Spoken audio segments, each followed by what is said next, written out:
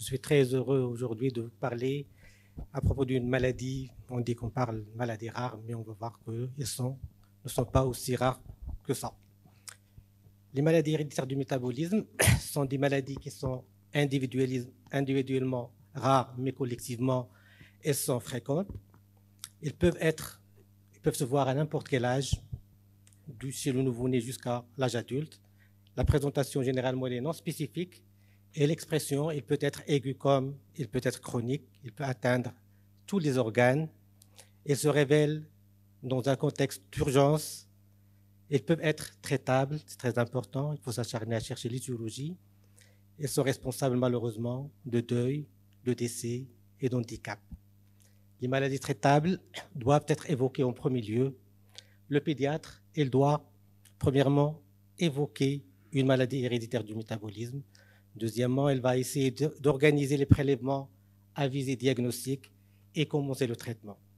On va essayer de voir quand il faut penser à une maladie héréditaire du métabolisme, comment explorer et quel raisonnement on va adopter devant une suspicion de maladie héréditaire du métabolisme à la période néonatale. Sur le plan de définition, donc les maladies métaboliques héréditaires sont secondaires généralement à un déficit enzymatique ou d'un transporteur sur l'une des millions de voies métaboliques qui vont concerner la voie de dégradation des protéines, des lipides, des glucides, et aussi il va intéresser les organelles, notamment le lysosome, le peroxosome. Lorsqu'on va avoir un arrêt de la voie métabolique, on va avoir l'accumulation de substrats en amont et une carence de produits en aval. Si vous voyez une voie métabolique, si j'ai une mutation du gène 3 par exemple, je vais avoir une activité enzymatique dans l'enzyme 3 qui va être déficitaire et je vais avoir bloqué cette voie de la partie C à la partie D et comme conséquence, on va avoir une accumulation de tout ce qui est en amont et une carence des métabolites qui sont en aval. Généralement, le plus souvent, c'est du glucose ou bien c'est de l'ATP. Ce sont des maladies généralement autosomiques récessives dans la majorité des cas, mais elles peuvent être dominantes dans quelques cas et des fois, elles sont liées à l'X. Sur le plan, de son mécanisme ou bien sur le plan physiopathologique, on divise ces maladies-là en trois grands groupes. Les maladies d'intoxication, les maladies par déficit énergétique et les maladies du métabolisme des molécules complexes. Donc, si on veut voir un petit peu sur quelles sont les maladies d'intoxication qu'on a dit tout à l'heure, elles vont être responsables d'une accumulation de substances toxiques en amont du déficit enzymatique. Ce groupe de maladies va regrouper dans la majorité des cas les voies de dégradation des protéines et on aura à ce moment-là une aminoacidopathie, une acidurie organique ou les troubles du cycle de l'urée. Si le déficit enzymatique il va atteindre la voie de dégradation du glucose, on va voir des maladies comme la galactosénémie et la fructosénémie. Si on veut voir maintenant les maladies par déficit énergétique, là, le gros lot de ces maladies-là vont être matérialisées par les acidoses lactiques congénitales, les maladies mitochondriales, les maladies du cycle de Krebs, l'atteinte de la chaîne respiratoire, le déficit de la bêta-oxydation des acides gras.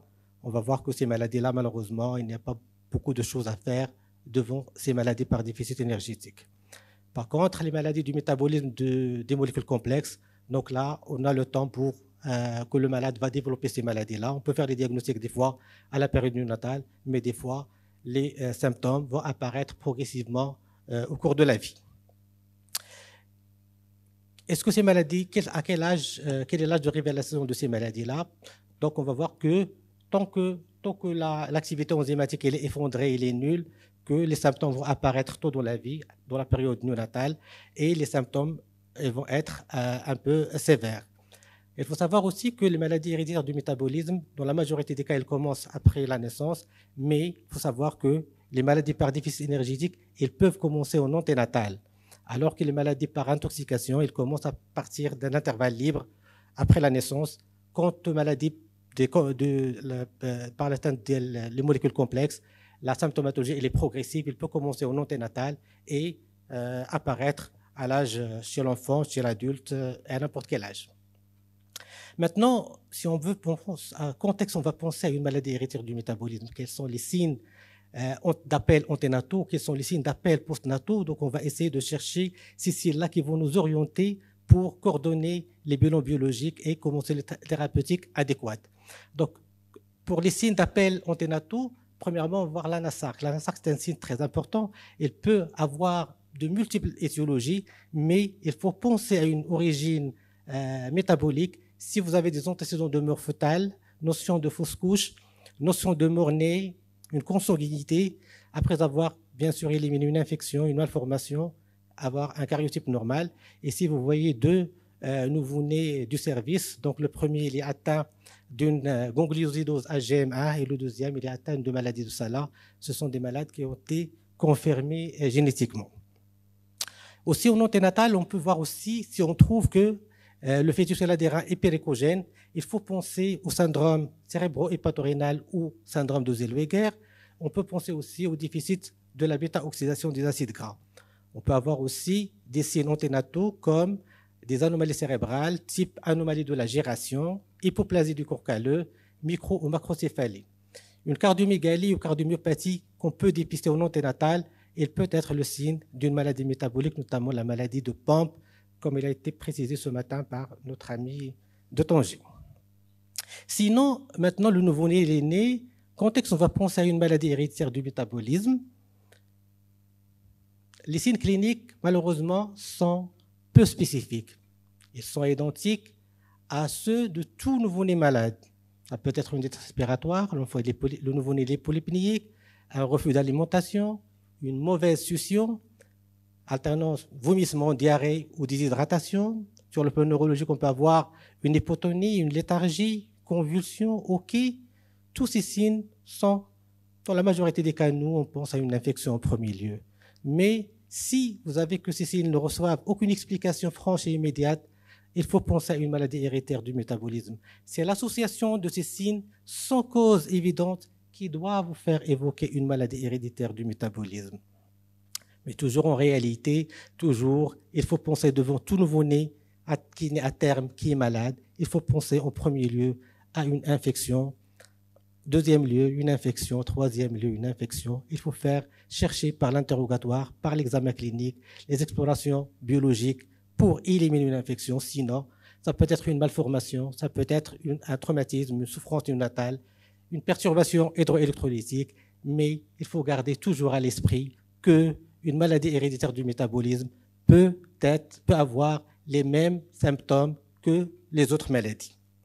Donc, devant un nouveau-né qui est né à terme, qui est non infecté, non malformé, non traumatisé, il faut penser à une maladie héréditaire du métabolisme. Laquelle, est-ce que c'est une maladie par intoxication ou par déficit énergétique? L'urgence, c'est de chercher une maladie traitable. Donc, est-ce que devant une suspicion de maladie héréditaire du métabolisme à la période du natal, quels sont les éléments évocateurs qu'on va chercher, qu'on va demander par l'interrogatoire? Donc, on va essayer de voir est-ce qu'il y a une consanguinité, puisque la majorité de ces maladies sont de transmission autosomique récessive. On cherche est-ce qu'il y a une notion de fausse couche, notion de décès inexpliqué en bas âge, voire même la famille étendue. Il faut voir est-ce qu'à la période du natal, il y avait ce fameux intervalle libre qui peut être spécifique de maladies héréditaires par intoxication. Chercher les facteurs déclenchants, ce sont généralement toutes les situations qui entraînent un catabolisme protéique, notamment la naissance, c'est un facteur déclenchant, le jeûne, la chirurgie, une infection. Il faut penser aussi à aux maladies héréditaires du métabolisme devant toute aggravation chez un nouveau-né qui est bien traité. On pense qu'on a fait tout, qu'est-ce qu'il faut faire devant ce malade, mais il ne s'améliore pas. Il faut toujours penser que ça peut être une maladie héréditaire du métabolisme.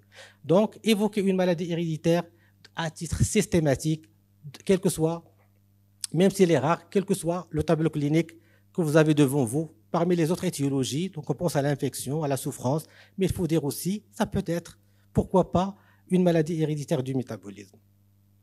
Sur le plan clinique, sur le plan de l'examen clinique, quels sont les signes qui peuvent nous orienter, plus ou moins spécifiques d'une atteinte par une maladie héréditaire du métabolisme, il faut chercher tout signe de détresse neurologique. La majorité de ces malades-là, elles sont inaugurées par un trouble de conscience avec léthargie, somnolence et un coma de profondeur variable. Il est accompagné de la majorité des cas de troubles de tonus. Ça peut être une hypotonie globale, ça peut être une hypotonie axiale avec une hypertonie périphérique, ça peut être une hypotonie avec un accès d'hypertonie.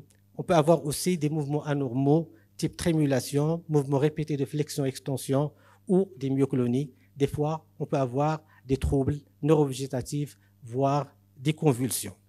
À côté de ce signe neurologique, il faut avoir la main facile de sentir nos enfants. Il faut sentir les bébés parce qu'on peut faire des diagnostics rien que qu'on sente les urines de l'enfant. Si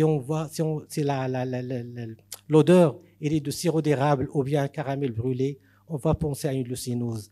Si l'odeur des pieds en sueur, on pense à une acidurie organique, en particulier l'acide isovalérique. Donc, le fait de sentir le nouveau-né peut nous guider vers un diagnostic précis d'une maladie métabolique héréditaire, une maladie héréditaire du métabolisme. Dans l'examen clinique, parfois, l'association d'un certain nombre de signes peut nous orienter vers un groupe de pathologies. Par exemple, si j'ai un syndrome dysmorphique, des malformations, une pathosplénomégalie, c'est peut-être une atteinte, une maladie métabolique par atteinte des grosses molécules. L'examen ophtalmologique, il peut être la clé de diagnostic d'une maladie héréditaire du métabolisme. Par exemple, dans le cadre de la galactosémie congénitale, on peut avoir une cataracte. La présence d'une polypnie et alcalose respiratoire, il faut penser directement aux anomalies du cycle de l'urée. Si vous avez des signes de cardiomyopathie, il faut penser aux maladies par déficit énergétique. Ça peut être une mitochondriopathie, un déficit en carnitine, déficit de la bêta-oxydation des acides gras, une maladie de pompe. Si on est devant un ictère, syndrome hémorragique hépatomégalie, là, il faut penser à la galactosémie, la tyrosinémie et aux maladies mitochondriales. Maintenant, on a pensé probablement il s'agit d'une maladie héréditaire du métabolisme. Quel bilan on va demander? Donc là, lorsqu'on veut demander un bilan, donc il faut avoir une relation étroite entre le clinicien et le biologiste parce que c'est très important pour l'interprétation des bilans. Donc le bilan de première intention, normalement, doit comprendre un gaz du sang, on va voir le pH et les bicarbonates, on va chercher est-ce qu'il y a une acidose ou alcalose ou non. L'immunogramme sanguin, on peut calculer le taux anionique, voir la glycémie, est-ce qu'il y a une hypoglycémie ou non, un bilan hépatique, une numération formée sanguine à la recherche d'une pancytopénie, une analyse de l'acide lactique, chercher est-ce qu'il y a l'acide lactique est augmenté ou non, une ammoniémie, toujours l'ammoniémie, donc lorsqu'on veut l'analyser, donc il faut l'envoyer en glace. Des fois, on aura des résultats qui sont augmentés alors que la phase préanalytique était mal faite. La bondette urinaire, c'est un examen très très important en matière de découverte des maladies héréditaires du métabolisme parce qu'on peut trouver qu'il y a des corps cétoniques très positifs, ils peuvent nous orienter, et des fois même, s'ils sont négatifs, ils peuvent nous orienter vers d'autres types de maladies héréditaires du métabolisme. Il y a des tests, malheureusement, on n'a pas ici au Maroc, la DNPH, la ditrophénylhydralazine, c'est une simple bandelette qui peut nous faire le diagnostic de la leucénose. Le sulfitest aussi peut faire le diagnostic du déficit en sulfitoxydase. Bien sûr, on va faire un bilan infectieux, une radiographie du thorax, du squelette, si on pense aux maladies par l'atteinte des grosses molécules, un ECG, l'écho-cœur, l'échographie abdominale, l'EEG, donc en fonction de l'orientation. Donc, en fonction de ces maladies, des premiers résultats, il y a des signes d'alerte biochimique. Une acidose métabolique, si vous avez une acidose métabolique, il faut penser à une maladie héréditaire du métabolisme, une hyperammoniémie, une hypoglycémie, une cétose massive. Donc, tous ces éléments biologiques, à côté des éléments cliniques, des éléments anamnéstiques et cliniques qu'a présente l'enfant, le bébé, donc, il faut penser à une maladie héréditaire du métabolisme. Et le deuxième volet, quels sont les bilans de deuxième intention? Donc, ils vont être orientés en fonction des résultats du premier bilan. Donc, ce bilan-là, ce deuxième bilan va concerner la chromatographie des acides aminés dans le sang et dans les urines, la chromatographie des acides organiques dans les urines, le profil des acides carnitine et carnitine totale, l'acide orotique au niveau des urines et Il faut aller aussi à la main facile parce que dans la majorité des cas, on est coincé et l'évolution, elle est rapidement fatale. Il faut avoir la main facile de congeler une miction, de congeler du plasma, congeler du LCR, faites du papier gutré et si vous pouvez faire une biopsie de la peau, du foie et du muscle parce que c'est très important de faire un diagnostic pour les parents parce que donc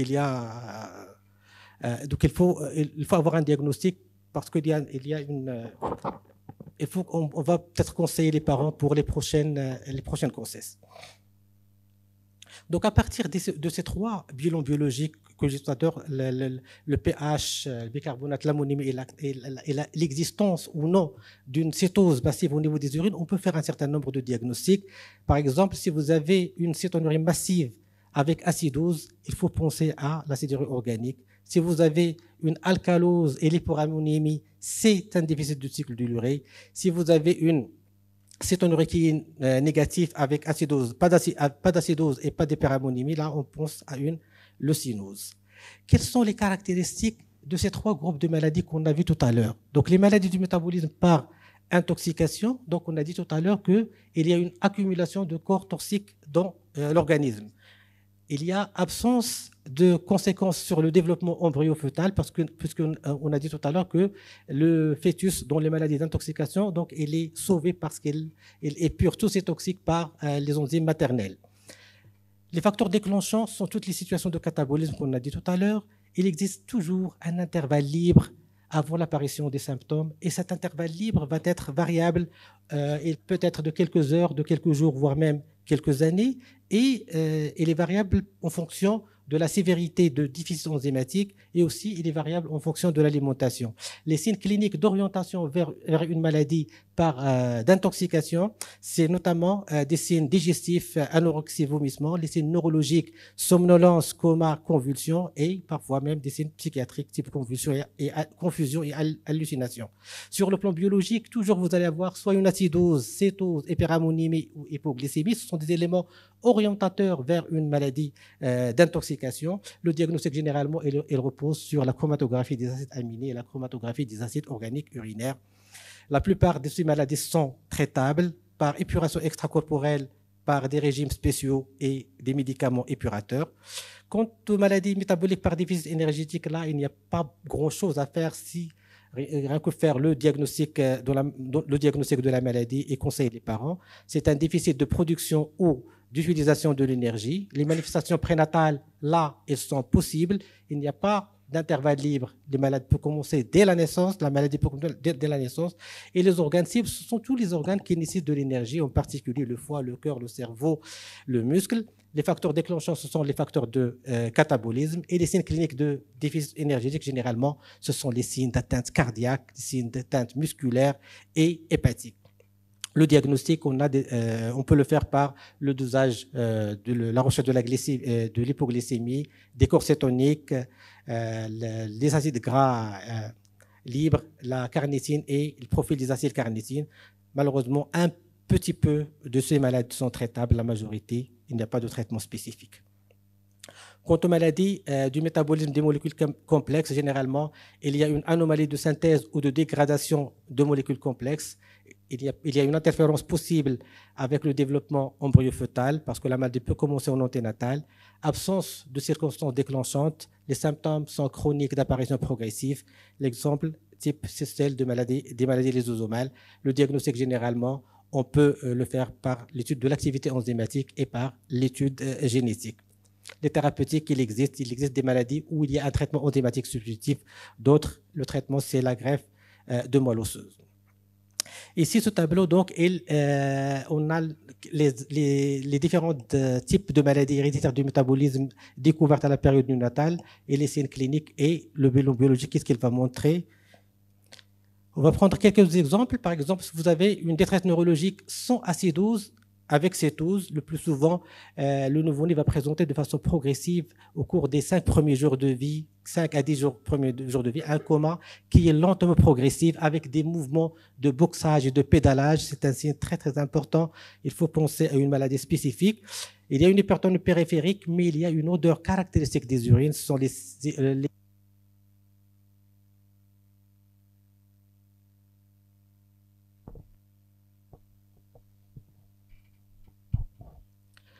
Donc, odeur caractéristique des urines, donc sirop d'érable ou caramel brûlé.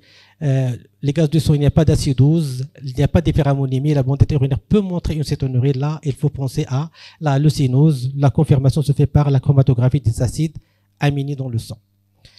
Si vous avez une détresse neurologique sans acidocétose, mais avec une hyperammonémie et alcalose. Donc, alcalose, hyperammonémie, il faut penser aux troubles du cycle de l'urée.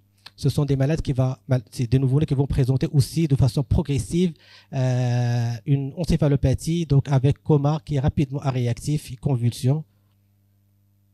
Si vous avez ici une détresse neurologique avec acidocétose, il y a une acidose, il y a une cytose, une cétonurie massive, il faut penser rapidement à l'acidurie organique. Donc, on confirme le diagnostic par la chromatographie des acides organiques.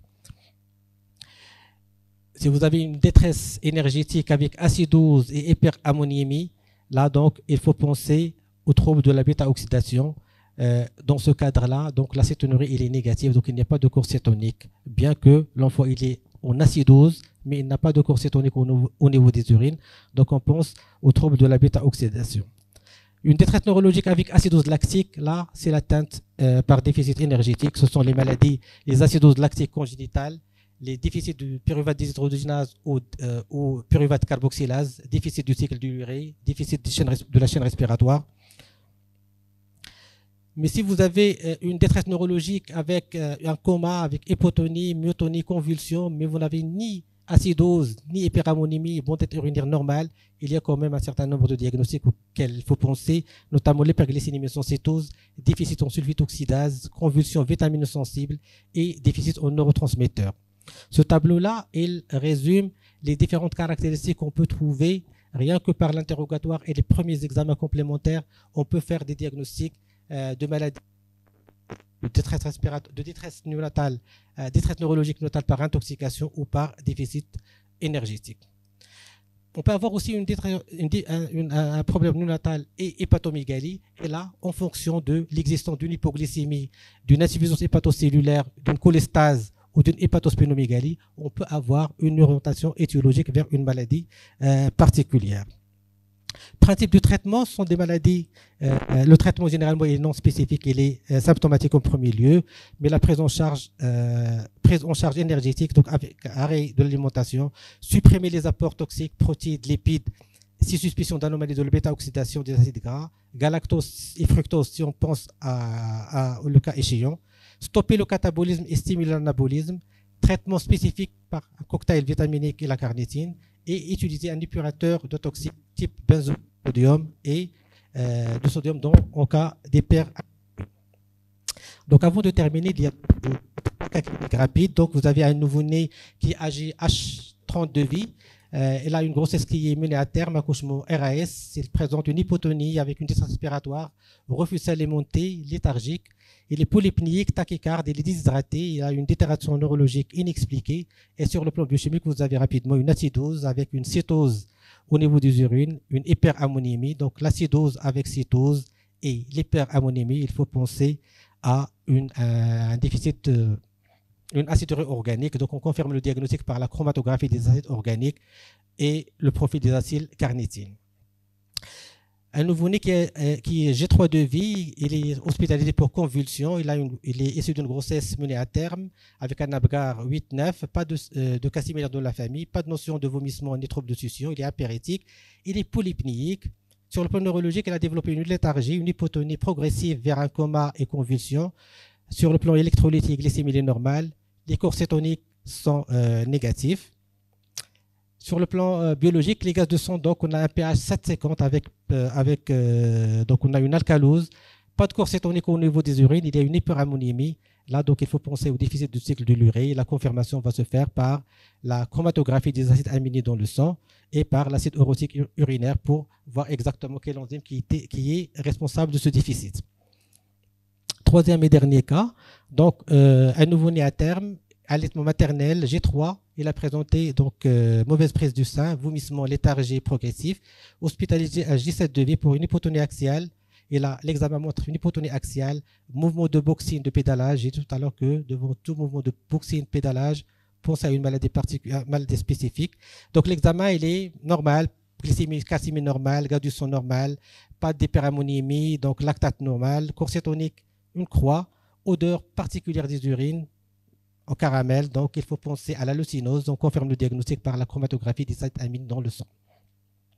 Donc en conclusion, il faut penser à une maladie héréditaire du métabolisme au même titre que les autres étiologies, surtout si ce n'est pas de cause évidente.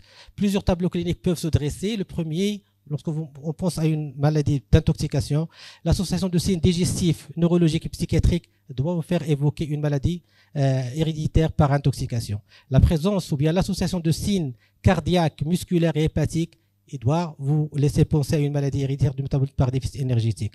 Le bilan biologique simple du brouillage peut montrer une acidose, cétose, ammonémie, lactacidémie, doit précéder la réalisation des examens spécialisés plus complexes et guider leur choix. Il faut débuter son traitement, un traitement d'urgence de première ligne.